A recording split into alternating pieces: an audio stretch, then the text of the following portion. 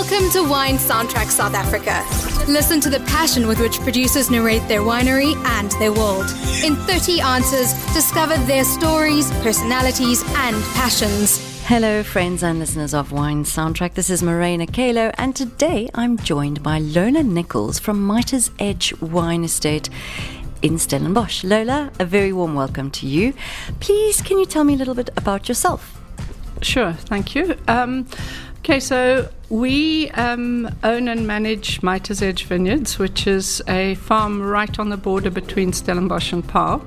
And our focus is on the Bordeaux style of wine. And as well as that, we do two of the varieties from the Rhone, which is more Viognier and Shiraz. Other than that, we do all five of the Bordeaux reds.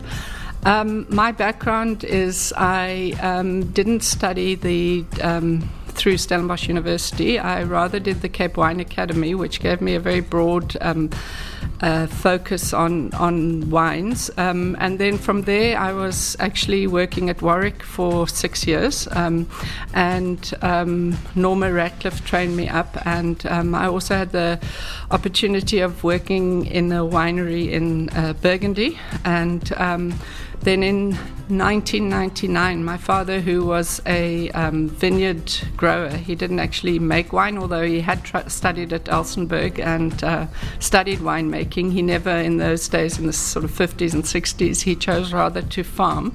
And he decided to, as he bought quite a lot of land on this R44, and he decided to focus only on Cabernet Sauvignon on this farm, which he sold all to Nederburg, which is one of the bigger producers. And when we took over the farm in 99, it was all planted to old clone Cabernet, which we had to pull out and replant because the vines were virus infected. Obviously, that then gave us the opportunity to plant the varieties we wanted rather than just Cabernet Sauvignon. And under the guidance with my husband, Bernard, who's a mechanical engineer, and we did very in-depth soils studies. We got Paul Wallace to advise us on our plantings, and we were very happy when we realized the soils and the whole terroir was very suited to the Bordeaux reds. That's such an interesting story, and I must say, what an amazing opportunity to learn from someone who I personally consider to be one of the doyens of the South African wine industry, Norma Ratcliffe, and a different and interesting approach going through the Cape Wine Academy, which I'm sure kind of gave you a lot of different insights and a slightly different approach to the traditional viticultural enology studies at either Stellenbosch or Elsenburg. So that's really, I really like that. Tell me, how many vineyards do you have planted? So how many hectares roughly?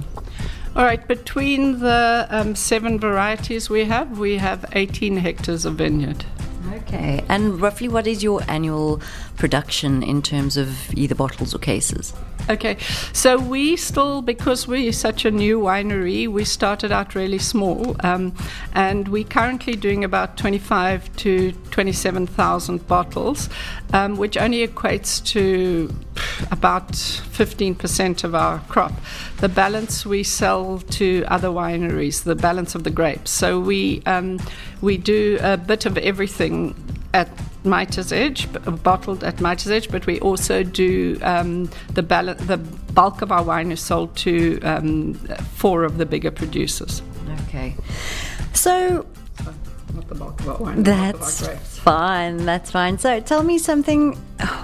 Where did wine? At what stage in your life did it become important?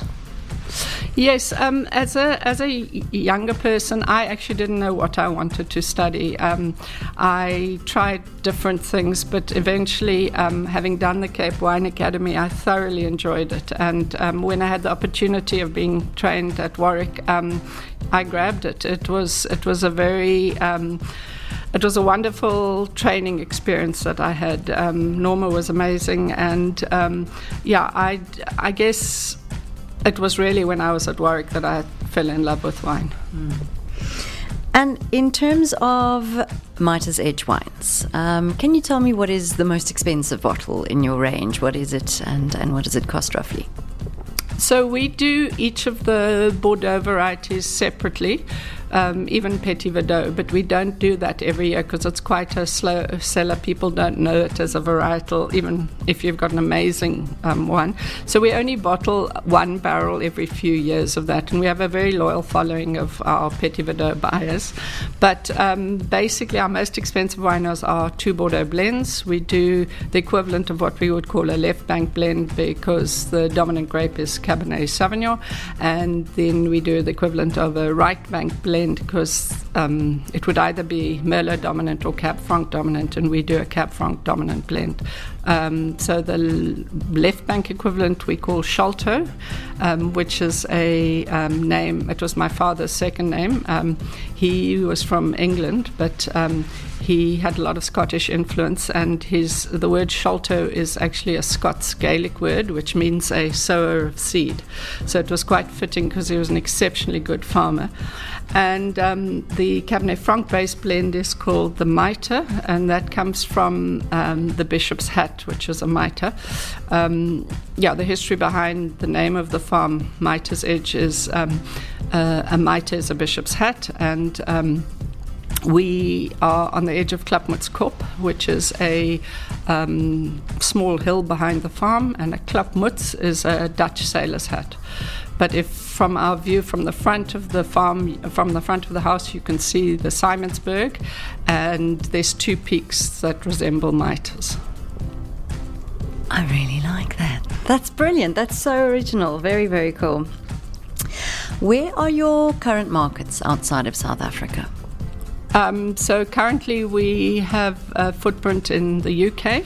They're actually our biggest buyers at the moment. And then Belgium, Singapore, and a little bit goes to Malawi. Okay. Into Africa as well. So I know it's unfair to ask a winemaker what their favorite child is. However, if you had to walk into your cellar right this minute and you'd walk through it, is there a specific barrel or tank that just excites you, that just gives you goosebumps whenever you go there with a thief or just grab a little sip from it? Is there one of those at the moment? So as single varietals, Cabernet Franc always excites me, as does Malbec, perhaps because they're lesser known varietals, but also because the farm does produce exceptionally good varieties of those two.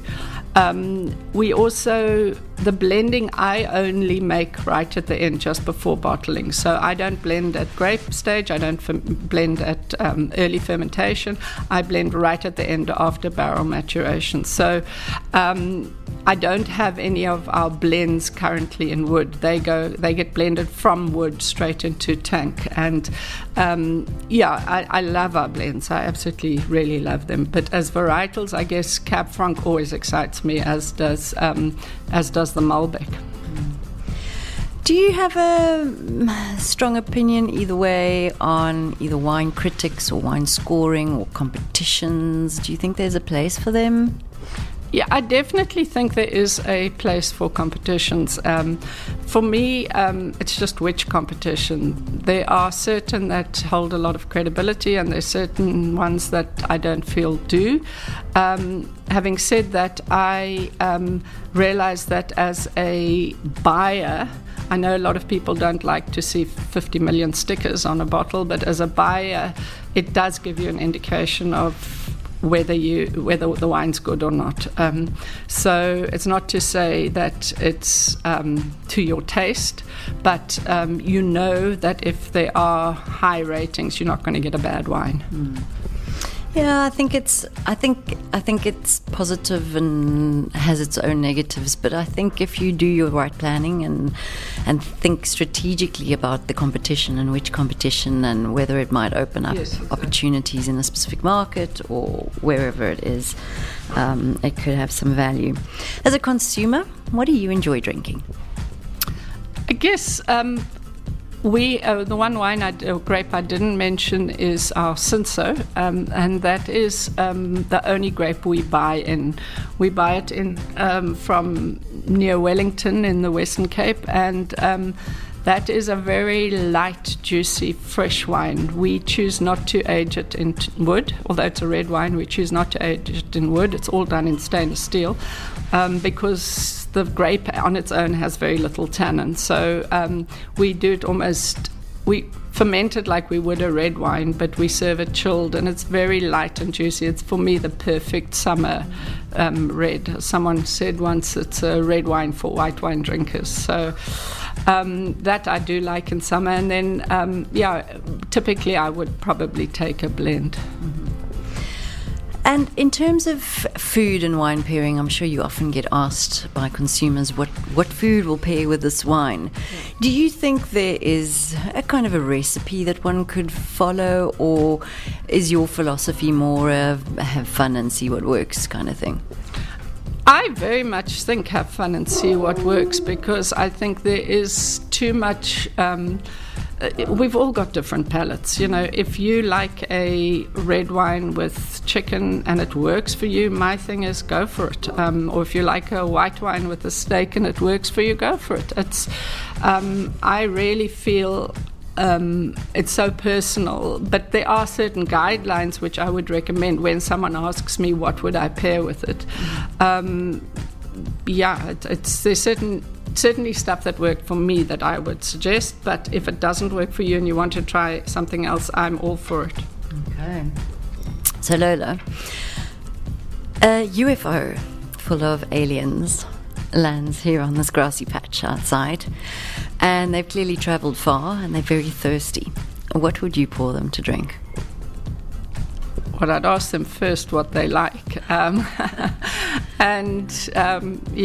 I say, if it's summer, probably the Cinso. But if it's a cool day, I would go for, one of the blends, I think. Mm-hmm. Tell me, each vintage is a different story, right? Do you think there are more things that tend to repeat themselves each year or not? Yes, our philosophy in winemaking is very much the wine is made in the vineyard. Get everything right in the vineyard. And obviously it is weather dependent and pests. You've got to control your pests. But at the end of the day, you cannot make a good wine from bad grapes. So get your vineyards right. And when it comes to the winemaking in the cellar, we very much work on what we call phenolically ripe grapes, meaning that we try obviously to balance our sugars and our acids and the pH, but at the end of the day you also need ripe tannin, because if you get that very green tannin, you tend to get that furriness in your mouth. But as a warm climate in South Africa, as I say, we pick phenolically ripe grapes, and that definitely, although the wines are bold, they've got a softness about them. I think that's one of the positives where we really are lucky, is that we have this sunshine, that we can get that phenolic ripeness. Some people read tea leaves in the bottom of a teacup to predict the future. If you could read the sediment that is left over in a glass of red wine, what would that sediment say about the future of Mitre's Edge, with it especially being such a young brand? Yeah. What does the future tell you? Well, I'd like to think it's going to tell us we can expand and eventually use more grapes in our own cellar than what we're selling. But at the same time, our focus is on quality. So we started very small and we increase a little bit each year. But, we're getting to the point where we're doing a boutique. I want to stay boutique, and boutique is anything under 50,000 bottles a year. And we currently are producing, as I say, between 25 and 27,000. So there's room to double our production in the cellar. And certainly if our children take over, if they want to go all out big, then they must. It's their thing. I don't want to. I want to stay small. Mm-hmm. And are the kids involved in the business? So yes, they are. Our daughter's a wedding planner, so she has done weddings on the farm, but we don't have a specific venue. We've got our guest house and the garden, and then our two sons help out, but they do have other businesses that they have, but they do the harvest with us because we're small, and it's just more hands in the cellar. Yeah. Now, I know you said you didn't really know what you wanted to do, but when you were a little Lola, what did little Lola want to be one day? Little Lola was a dreamer. I didn't know what I wanted to do. I've always loved animals, and I thought that I would maybe go down that line, but I don't think my science was good enough. Fair enough. I don't know if I could work with animals. I think my heart would break every time something went wrong. But yeah. When you're not working, how do you spend your free time? So family is our number one. We do a lot with our family and with the extended family. We have a lot of family still living abroad, and every few years we have a get together where we meet, usually in a ski area, and we do a couple of weeks holiday together, and there's often over 100 people. But as the immediate family, we always try and get together every December with my brothers and their families, and they also live on this road very close by. So, yeah, a real family affair.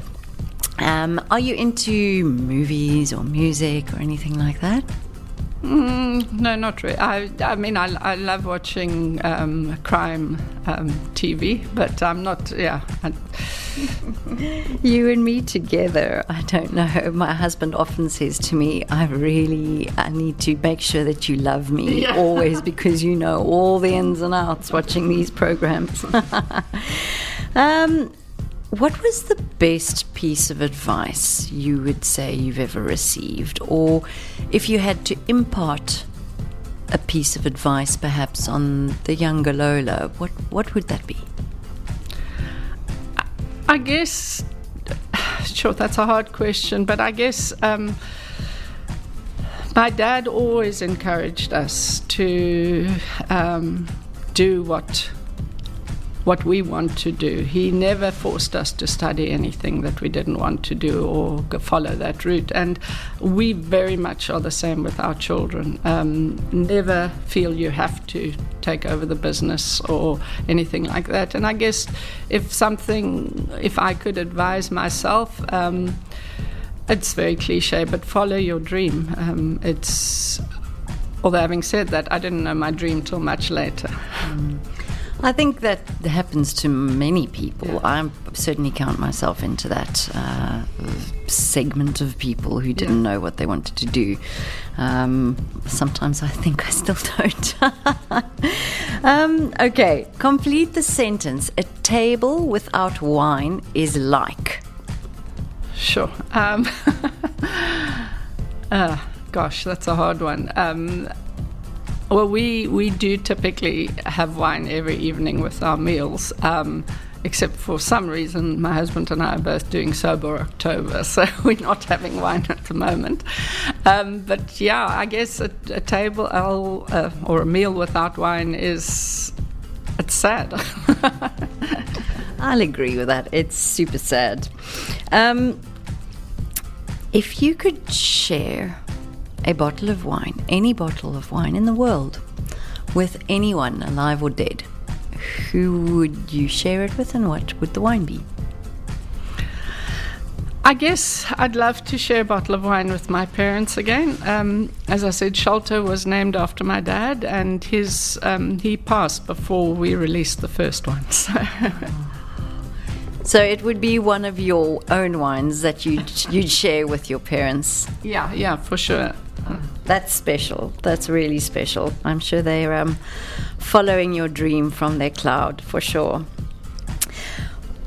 Do you think we'll still be drinking wine in 2,000 years' time? And what do you think those wines will be looking like, if so? Yes, I definitely think so. I think wine has been around for thousands of years, and I don't think it's going to leave in a hurry. Cheapers. I guess a lot of it depends on climate change. The style of wine will change as the world heats up, but yeah, it's a tough question. I guess it probably will be sweeter wines. Something sweeter. Yeah, makes sense, actually. I haven't thought of that one. Yeah. So those aliens, they've had a royal old time. They love wine. They've never had wine before, and they want to take you along with 3 bottles of wine back to their leader to showcase this amazing liquid drink. What 3 wines would you take back to represent the world of wine? Oh, wow. I would stay here. I wouldn't go with them, but I would send back a bottle of Sholto, a bottle of Mitre, and a bottle of Cabernet Franc. Rather safe than sorry, right? Is there still an area, a winemaking area in the world that you would love to explore? I've done a fair bit of wineries. Having said that, I've never been to Germany, but my focus is more on red. So I guess I'd like to do Napa and probably Mendoza. Interesting regions for sure. So we're just about done. Before we finish, I'd like to play a little game with you. So I'd like you to pair either a song or a genre or even just a music artist or composer or whatever with a specific variety or style of wine. Okay, so whatever comes up in your mind that you think represents this. I'd like to start off with Cinsault. Okay, Cinsault I would probably pair with something summery like Cliff Richard, Summertime, I think. That's as I said, a soft, easy drinking red. That's perfect. Cliff Richard is the perfect. I really like that one. Awesome. So let's go with a Bordeaux style blend. No, that's got to be Neil Diamond with red wine. Quick off the bat. And the last one probably has to be Cabernet Franc. Sure, now I thought about the other one. Now I've got to think about this one. So Cab Franc is very herbaceous, very licoricey, coffee beans. So it's got to be some song with, how about, is it Lacey J with Black Coffee? Yep. That is very good and not that difficult after all. Awesome. Lola, thank you so much for joining us today. Would you like to just remind our listeners where they can find Mitres Edge online on social media, and if they were to make their way to South Africa, where they can find you? All right, we're not widely represented in the trade, but most of our sales are through our cellar door. So anytime anyone's around, give me a buzz or look it up on Facebook. You can send a message, or on our website. Currently, our online shop is not working, but we will rectify that soon. Otherwise, as I say, we do export to the UK, Belgium, and Singapore, and a little bit to Malawi. Awesome. Thank you so much for taking the time to chat to me today. Pleasure. Thanks for listening to a new episode of Wine Soundtrack South Africa. For details and updates, visit our website winesoundtrack.com.